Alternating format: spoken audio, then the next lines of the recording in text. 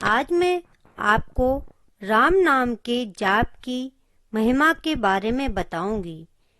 ईश्वरीय सत्ता हमेशा से ही अस्तित्व में है, थी और हमेशा ही रहेगी। इसलिए हमें अपने जीवन के कुछ पल प्रतिदिन प्रभु के चरणों में समर्पित अवश्य करने चाहिए।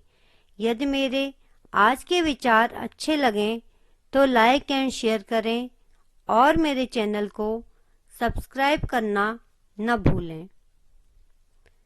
महिमा राम नाम की। एक बार एक गांव में कुछ साधुओं की मंडली आ गई थी। वह लोग एक कुटिया बनाकर सारा दिन राम नाम का भजन ढोलक मजीरे और चिमटा बजाकर करते रहते थे। उनकी झोपड़ी के पास एक व्यक्ति का घर था। वह उनके भजन की आवाज से बहुत परेशान था।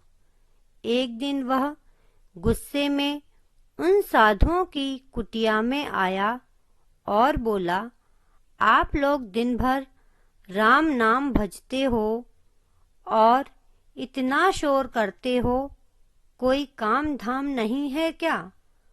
हमें तो दिन भर काम करना पड़ता है, फिर कहीं शाम को खाना खा पाते हैं और शाम को आपके भजन की आवाज़ों से मैं रात को ठीक से सो भी नहीं पाता हूँ।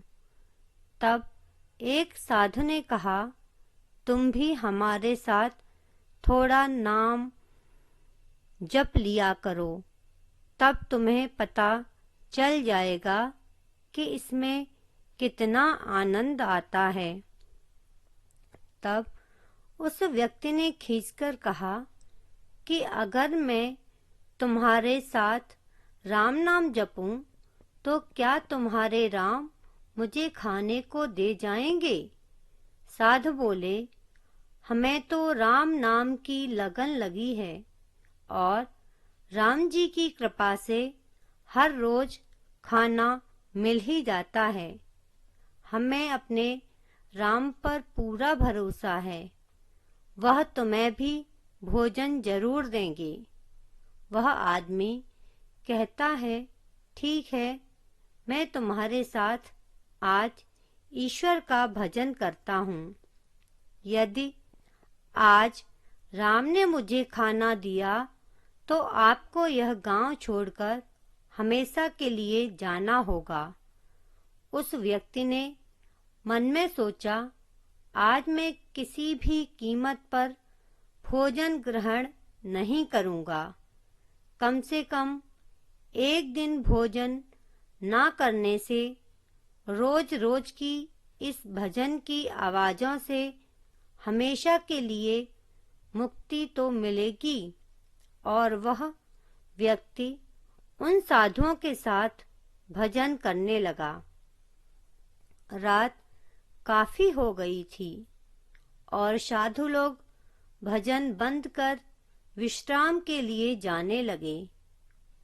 उस व्यक्ति ने सोचा, यदि घर गया तो मेरी पत्नी मुझे भोजन करा देगी।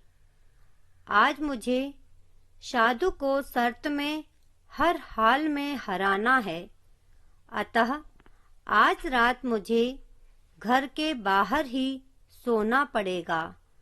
देखता हूँ इनका राम कैसे मुझे भोजन कराता है।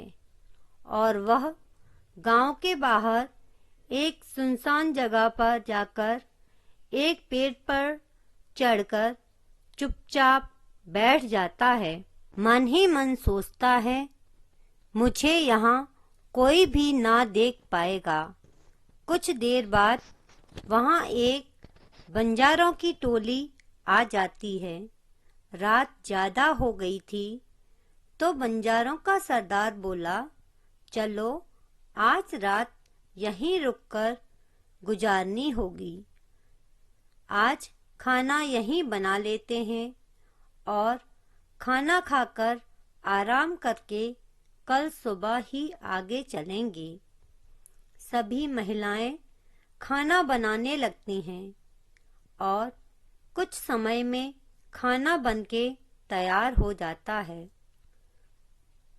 सब लोग खाना खाने के लिए इकट्ठे हो गए। महिलाएं सभी के लिए खाना परोस रही थीं। इतने में एक आदमी दौड़कर आया और बोला, इधर डाकू आ रहे हैं। बंजारों का सरदार बोला, अब यहाँ रुकना ठीक नहीं है। यदि हम यहाँ रुके तो डाकू हमें लूट लेंगे। और सभी बंजारे जल्दी से अपना सामान लेकर चले गए। उनका सारा भोजन वहीं पड़ा रह गया। वह आदमी पेड़ पर बैठा सब कुछ देख रहा था और डाकुओं के डर से पत्तों में छुपकर बैठ गया। कुछ समय बाद वहां डाकू आ गए। तब उन्होंने इतना सारा खाना देखा तो उनके मुंह में पानी आ गया और सभी खाने के लिए बैठ गए। तभी उनके सरदार ने कहा, रुको, इस जंगल में इतनी रात को कौन खाना बना के रख सकता है? कहीं यह खाना हम लोगों को फंसाने के लिए तो नहीं रखा है? कहीं यह किसी की चाल तो नहीं है? और सरदार इधर उधर देखने लगा। उस व्यक्ति की डाकुओं के वजह से हालत खराब थी और वह डर से कांप रहा था। तो पेड़ के पत्ते हिलने लगे। सरदार ने पत्तों की आवाज सुनकर ऊपर देखा तो उस व्यक्ति को पेड़ पर बैठा पाया।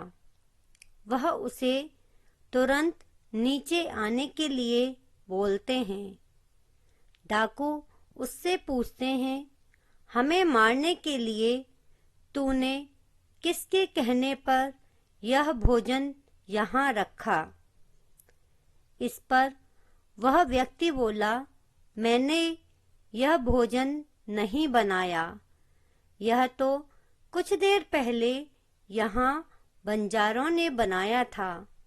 परंतु सरदार ने उसकी बात पर यकीन ना किया और कहा, यदि तुम सच कह रहे हो तो पहले तुम्हें ये खाना खाकर दिखाना होगा। लेकिन उसने खाना खाने से डरते डरते मना कर दिया और बोला, आज मेरा व्रत है। सब डाकू उसकी बात पर हंस पड़े और डाकुओं का सरदार बोला, पहले जहर मिलाकर खाना रखता है, पकड़े जाने पर व्रत का बहाना कर रहे हो। चुपचाप खाना खाओ, नहीं तो तुम्हें मरने के लिए तैयार हो जाओ। उस व्यक्ति ने सोचा, यदि मैं मर ही जाऊंगा तो शर्त जीतने का क्या फायदा, और चुपचाप खाना खाने लगा। वह जब भोजन कर रहा था तो सुबह होने वाली थी और सारे साधु उधर स्नान के लिए जा रहे थे। जब उन्होंने उसे देखा तो उसके पास आए। सभी डाकुओं ने साधुओं को नमन किया। उस व्यक्ति ने साधु के चरण पकड़ कर कहा कि अब मुझे विश्वास हो गया है कि राम का नाम सच्चा है। आज राम जी ने मुझे रात के इस सुनसान जगह पर भी भोजन करने को मजबूर कर दिया।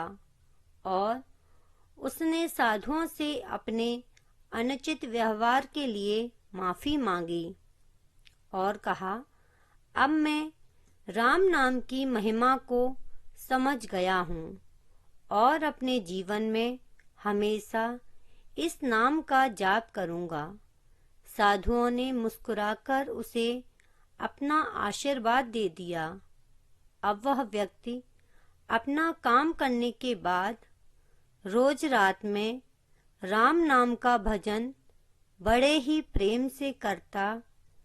इसी तरह भगवान राम मनुष्य के मन से उसके भ्रम को समय समय पर दूर कर नास्तिक लोगों को सत्य की पहचान करा देते हैं। यदि आपको मेरे आज के विचार अच्छे लगे हों तो मेरे चैनल को सब्सक्राइब करें। आपका दिन शुभ हो।